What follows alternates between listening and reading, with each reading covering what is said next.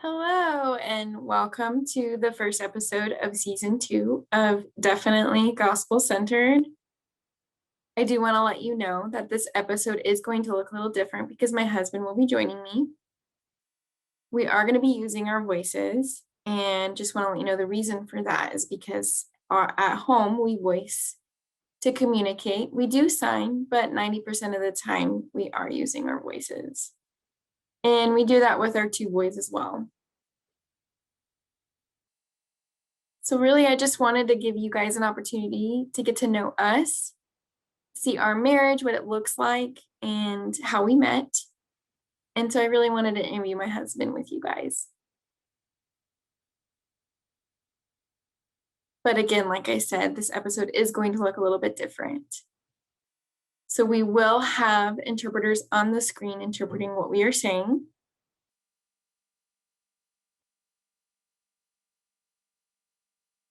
Yeah, so honestly, I'm a little bit nervous about what your thoughts are going to be about this episode because we are using our voices.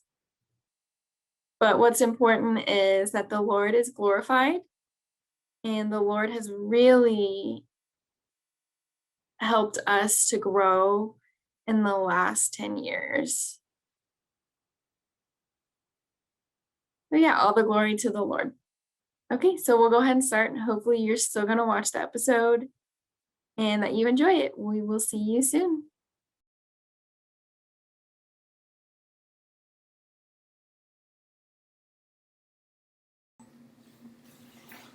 You ready? Yep. Okay.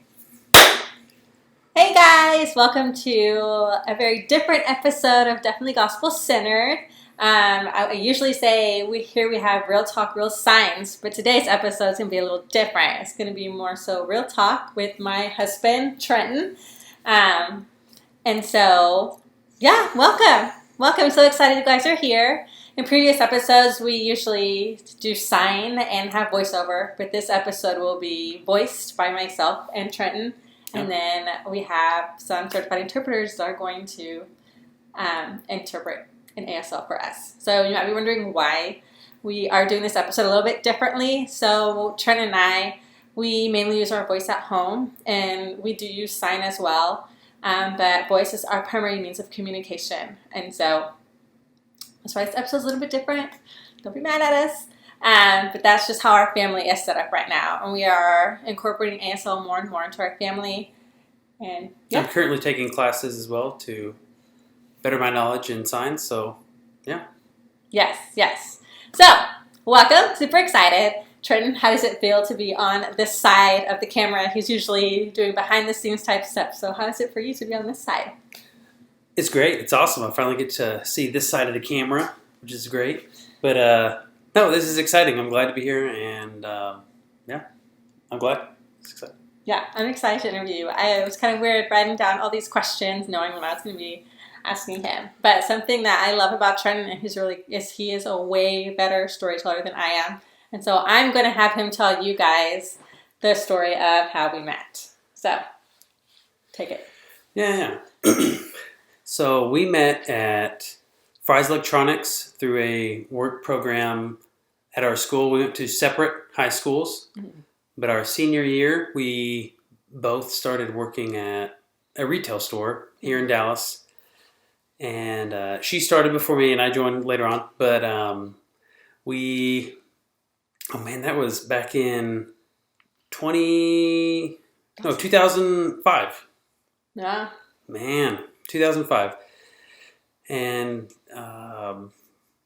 so, I mean, back then I was a more shy person than I am now. Not as open. And this is true. Yep. But and I remember seeing her for the first time, and oh goodness, look at her, and right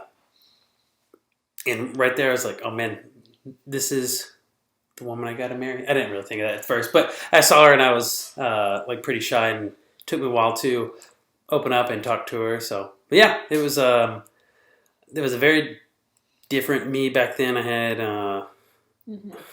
long, curly hair up top. I wish I could find highlights. Oh, yeah. That was back in 2005, so that was the thing. And, But I wish I could find a picture of myself for that. But yeah. But yeah, that is when we first met. But we became friends over time there. Mm-hmm. Pretty much best friends while we were there. It was cool. And there was all these different things we would do as a group there at Fry's Electronics, and we'd go out to eat for lunch. There were some memories there that we would have. At one point, I didn't have a car, so Gabby would take me home, and we would. That provided a lot of opportunity for conversation. Yeah. We really got to know each other. Yeah, that provided a lot of opportunities because we, after work, sometimes it'd be late. We would go stop by somewhere to get food, and we'd just like sit and talk in the car. Mm-hmm. And that was like someone pointed out to us later on. I was like we were friends then, but realistically, those were almost like mini dates that we would go on every single time we'd go out to eat. It was just like because it was just us two hanging out. We'd eat, and we didn't even realize it was just us being friends and hanging out. Yeah. And, but yeah. Yeah. So that's how we met and we started dating. And then, so where was Christ in that part of your life? Yeah. At that time, I was not a believer. And, and in my past, I remember like vaguely going to like some churches when I was younger, but it wasn't really part of our lives as I got older. And at Fry's, there was our manager that we worked with. He was a believer, and he kind of got me in, or started that process with me of becoming a believer and learning that walk. And he was a great contributor to how I became a believer. And when I was 19, I believe almost 20, I accepted Christ in my life and had an understanding of what that was, and with the help of our coworker that really helped me push myself forward to become a believer. Yeah, and I really love that because while I had some part in it, I was not the reason why he became a believer. And so I feel like sometimes you hear like, oh, someone accepted Christ, to be able to be with someone. And so like, I'm really thankful that is not what happened here. And like our boss at the time was really instrumental in encouraging us to pursue a dating relationship, but foremost for Trenton, having a relationship with the Lord, which was really awesome. And so that's something I just really love about our story. And then after that, we dated for 6 years, I think, something like that. We did a long time. 5.5 years, maybe 6 years. Yeah. Yes. Yeah. So we did the long distance thing for a little bit. Oh yeah. Yep. Gabby went to college at UNT Denton, and I was still here for a little while. It wasn't that far long distance, but it still wasn't drivable daily. So yeah. Yeah. Yeah. And we got engaged and then married. So when we first met, I was hard of hearing. Right. So what was that like for you to learn that I had hearing loss at that time? Was that weird? Was that the first deaf person you ever met? Yeah, it was the first hard of hearing deaf person I've met, because I remember you had a hearing aid at the time and you could still hear, but I think if you took it out, we could barely hear it all, so it was almost deaf. So I mean, it's the first hard of hearing person or deaf person that I've been a friend of. So it was really different to see like the challenges that she would face day to day at work.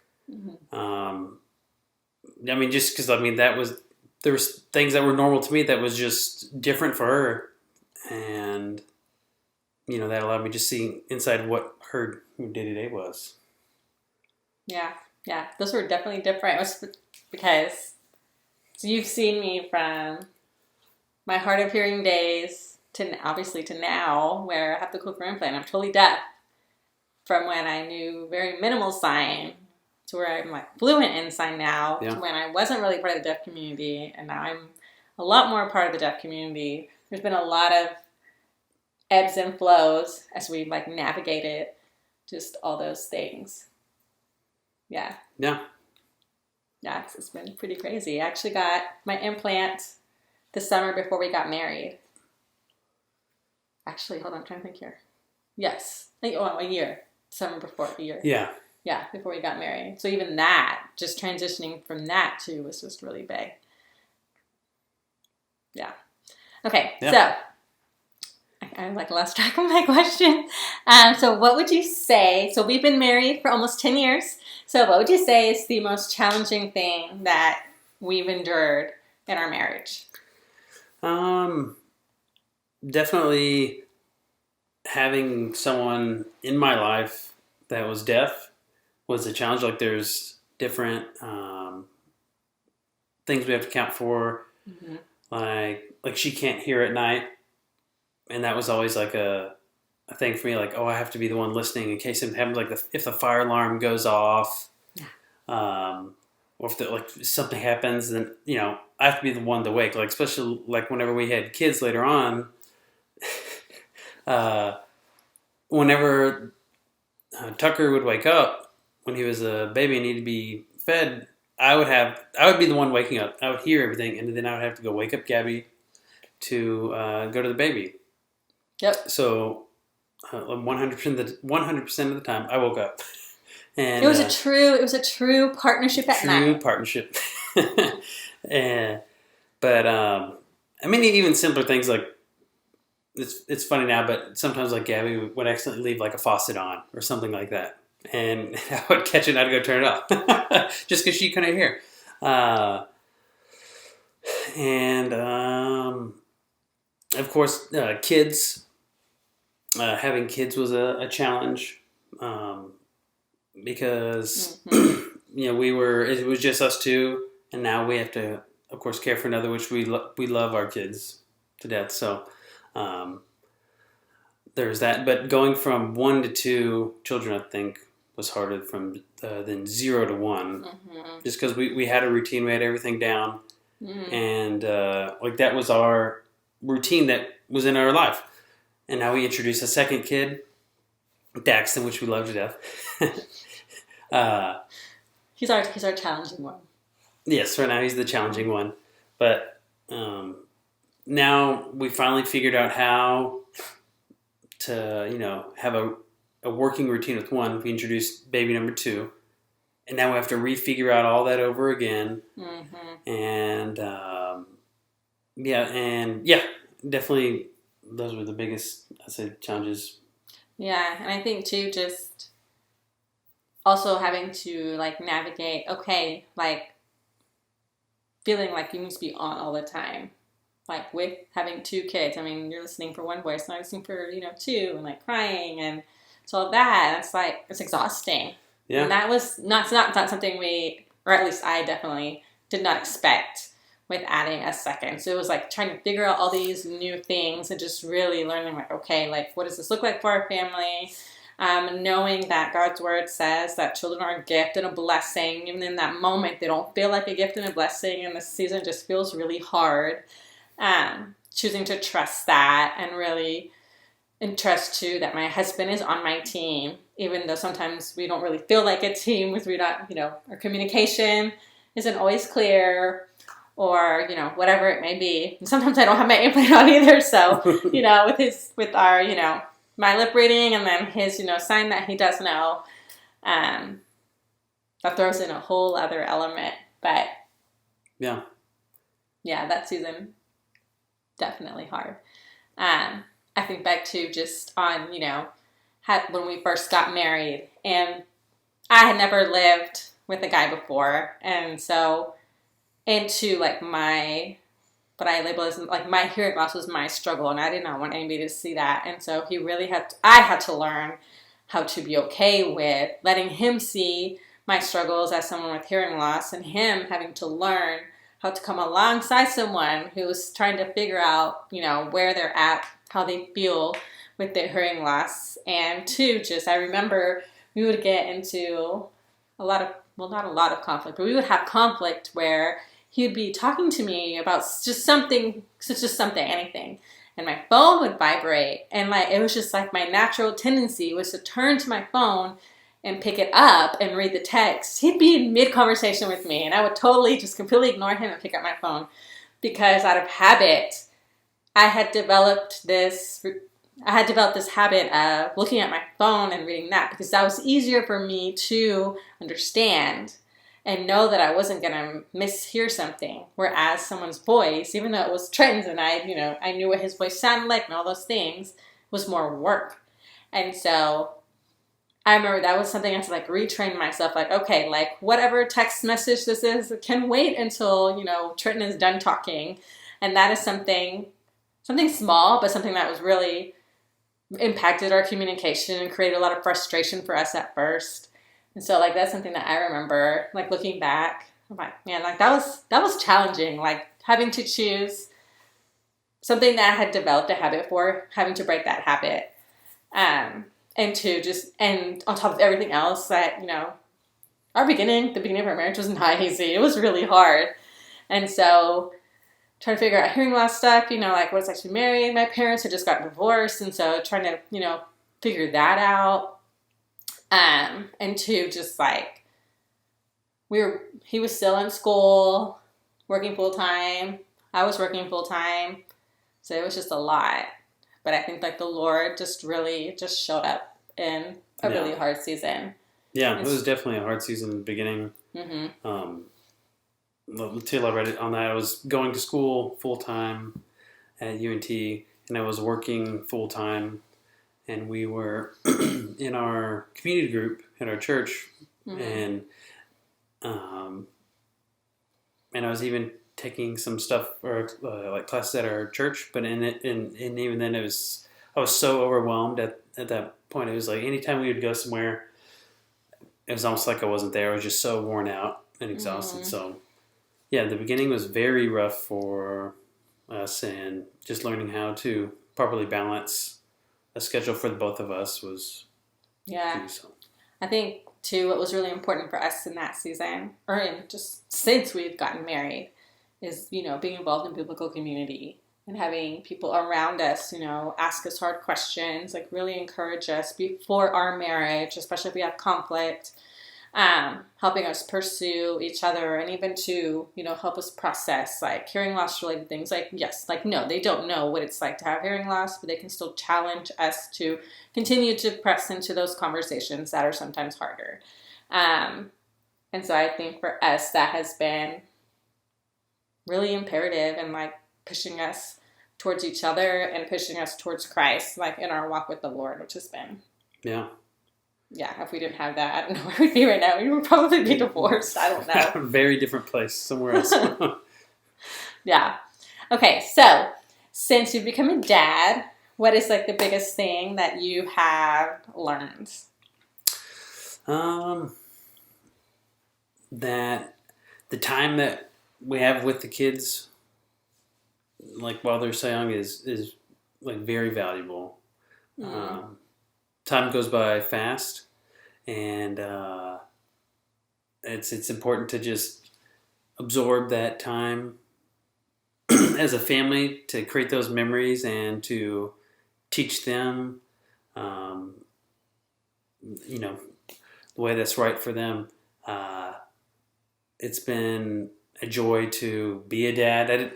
Before I was married, I always thought like, man, kids aren't like not my thing. He did not even want to hold a baby, even if it was a friend's baby. Like, it's just, it didn't appeal to me at all. And having my own kid, it was so different. It was like a flip of a switch. And to understand the value of like life there, and understand that it is a gift from God. Like it's amazing. But to enjoy like the time that you have now, like Tucker's already 5.5, close to 5.5, and he's done so much just in 5 years, and you don't want to live in regret of like, oh, I wish I, was there for every little moment, but just enjoy the time that you have, and like set aside time for like serious times for learning for him while he's younger, and also just fun times like have a movie night or like camp out in the backyard. Something that will create memories going forward. Yeah. Yeah. For sure. I think learning to like how to continue to prioritize your marriage, while you are raising young people. It's really hard and we don't always get it right, but friends are, again, just like community is so sweet to remind us like, hey, like don't forget each other, like don't forget your marriage, which I think has helped us be better parents to our kids, and don't hear us say that we don't get frustrated with our kids. We do get frustrated with our kids. They drive us crazy sometimes. But yes. Yeah, definitely prioritize marriage, Shelley. Don't don't spend or make all decisions on like everything you do around your children. Like that could cause you to be like a helicopter parent of some sort, which isn't the best way to go, but still have the time dedicated for your spouse. Like we still have date nights, we still have someone to watch the kids, so we can do that. Like that's still important. We still need our time together to do it, what we enjoy to do. Yeah, for sure. So Trenton, I'm curious, what is your fondest memory of us from when we just met up until now? I'd say it's a couple.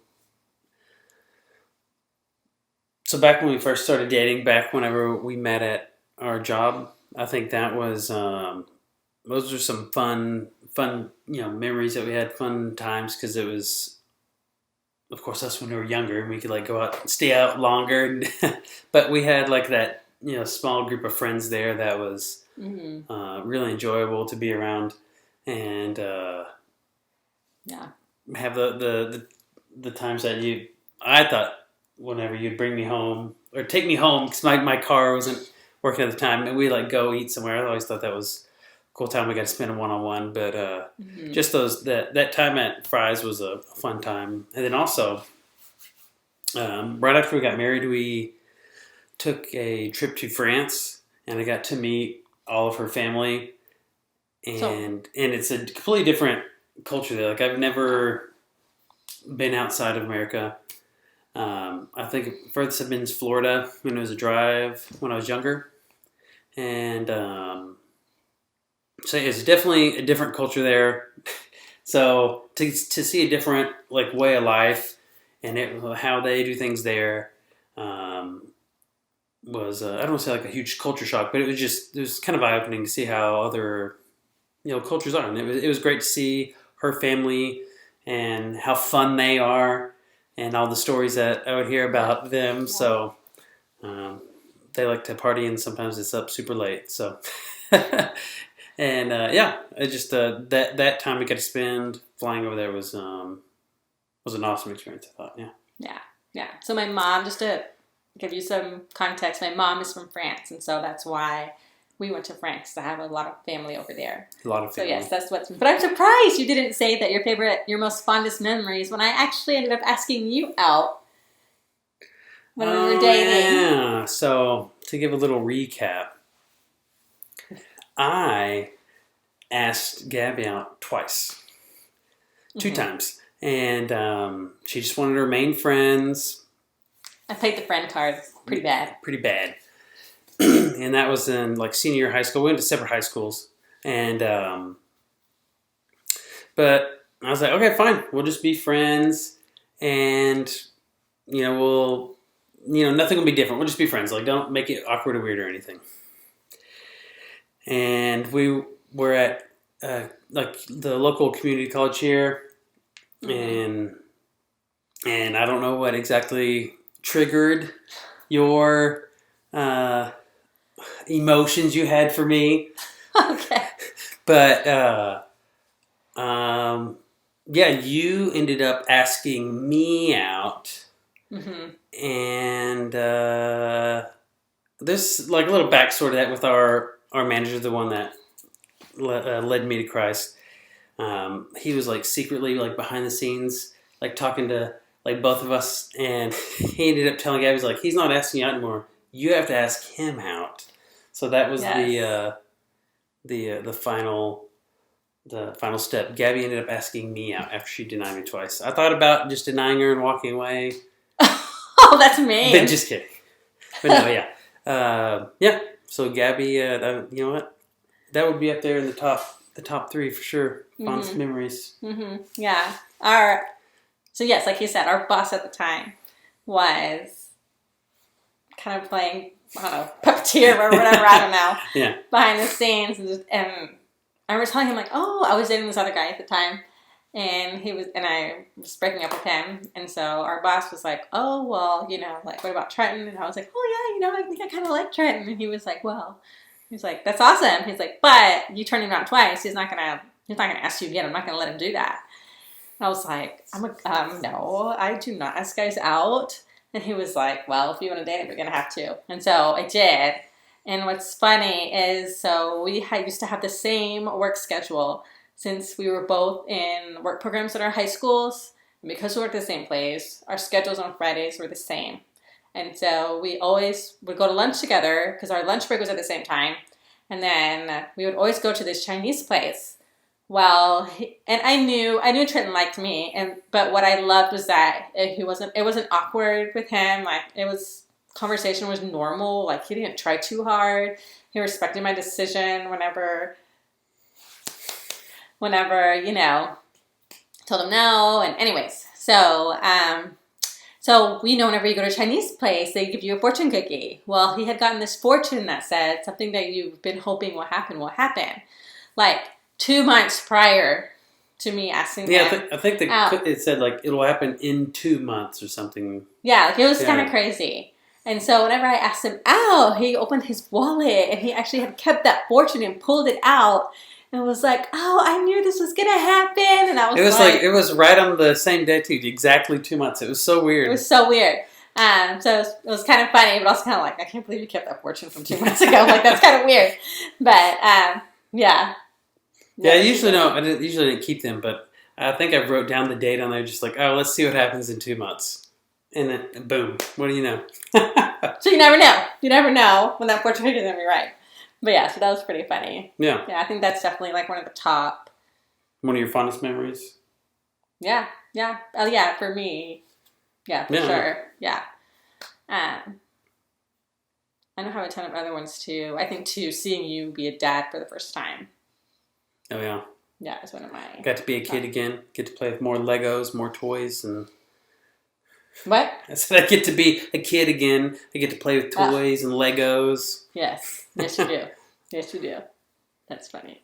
So I'm curious though, just looking back at our time together, so if you go back 10 years, so I guess that'll be when we first got married, and you could write yourself a letter to yourself 10 years ago, knowing what you know now, what would you say?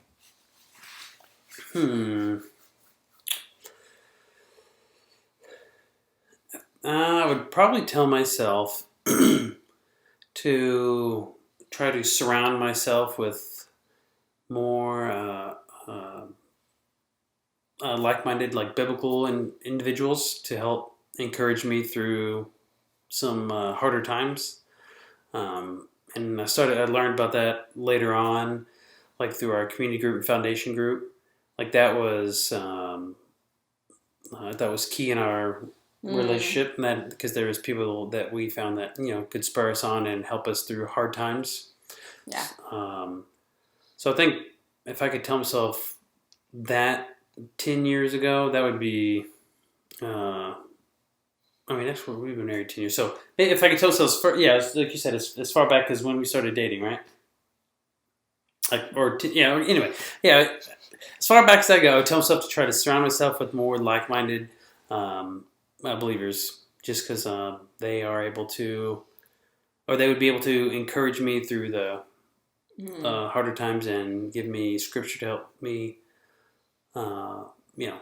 get through those instead of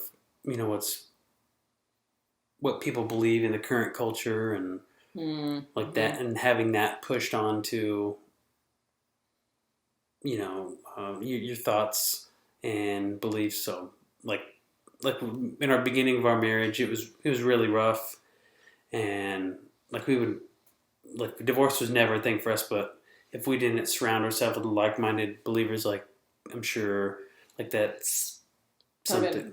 A bigger possibility. Yeah, bigger possibility because I feel like now in today's culture, it's like it's I don't want to say easy. It's just like it's a hard. thing. It's hard. It's a thing in the current day where a lot more people are getting divorced, and like that's just something I would definitely encourage myself as far back as I could to be, around other like-minded believers. Yeah. Wow. Yeah, that's stuff. Yeah, that's good. That's good. I agree. I mean, I'm thinking for myself, if I were to write myself a letter to myself, I'm 10 years younger, I would probably have something along the same lines as what you said. Then also just, like have hope and just choose to believe in like what God's word says over, mainstream society or what TV says or, just any of media outlets, like, choose to drown that out and choose to focus on like God's word and the people that are walking alongside you towards the cross, on allowing those people to encourage you and not be afraid to be vulnerable.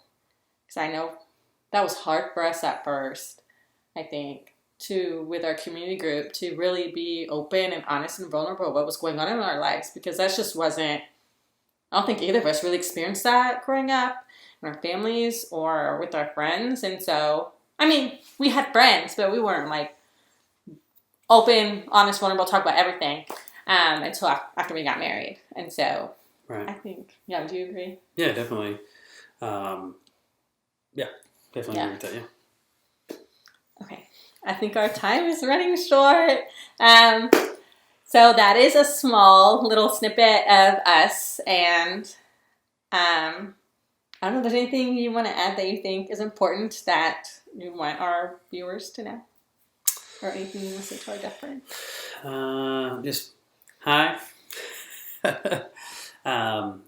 Maybe next time I will have a bigger vocabulary for my signs, so I would be signing everything. Like I know some, but definitely not fluent in it. So I think that would be an honor to be able to do that. So yeah. Yeah, I think it'll be so. Stay tuned. Hopefully next time we'll have both of us signing. But for now, I'm really glad and excited that you get to see us and how we currently function in our home, and that you got to hear a little bit of our story. And I hope that it encourages you that, there are definitely ups and downs in marriages and in relationships, but the Lord really does work through hard things and makes beautiful things out of the ashes. And so I hope that encourages you. So to our sign language interpreters, thank you so, so much for interpreting for us and just making it possible to make this just easier all around. SimCom is hard. It's hard for me to SimCom, and so I'm thankful that I was just able to use one mode of communication, and so just so grateful for you guys. And really excited to release this season to you guys, so all the rest of these episodes will be in Sign. And we've got some really exciting topics, all relationship related, coming up. So this was the first episode of season 2 on relationships. And so next week will be another episode relationship related. I will let y'all know the topic later, but I'm super excited for this season, guys. And love y'all, and I will see you guys in 2 weeks. And for some more real talk, real science. All right, guys. Love y'all. Bye. Bye. That's it. Sorry.